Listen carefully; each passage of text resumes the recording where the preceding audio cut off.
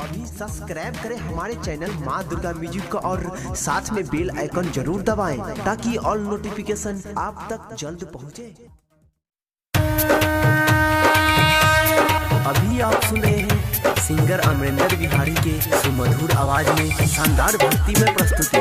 प्रेम से बोली कौड़ी कामाख्या वाली मैया की।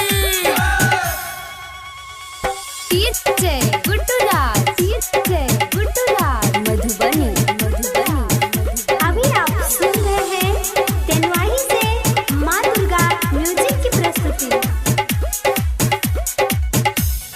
धीरे से चला बसैया गरिया, आई गइल माई के दुआरिया, आई गइल माई के दुआरिया। हाँ, धीरे से चला बसैया गरिया, आई गइल माई के दुआरिया।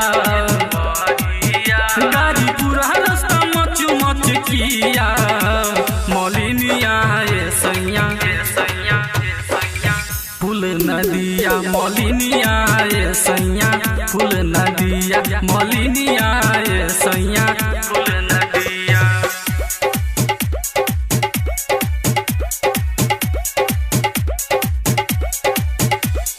डीजे गुड्डू राज, डीजे गुड्डू राज मधुबनी।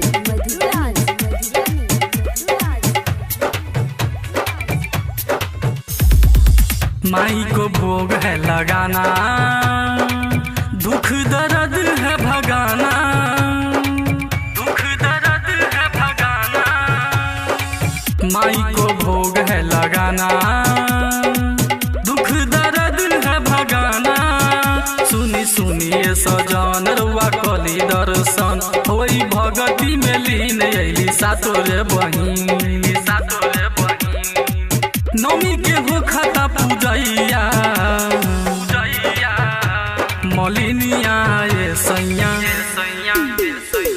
फूल नदिया, मौलिनिया ये सैया फूल नदिया। अभी आप सुन रहे हैं तेनवाही से माँ दुर्गा म्यूजिक की प्रस्तुति। डीजे गुड्डू राज, डीजे गुड्डू राज मधुबनी।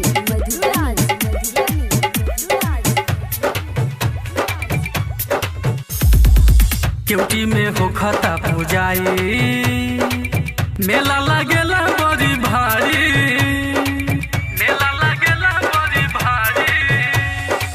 क्योंकि में हो खाता पूजाई, मेला लगेला बड़ी भारी।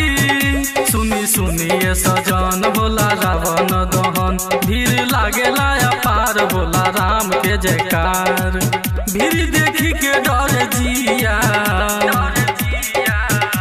मौलिनिया ये सैया फूल नदिया, मौलिनिया ये सैया फूल नदिया, मौलिनिया ये सैया फूल नदिया।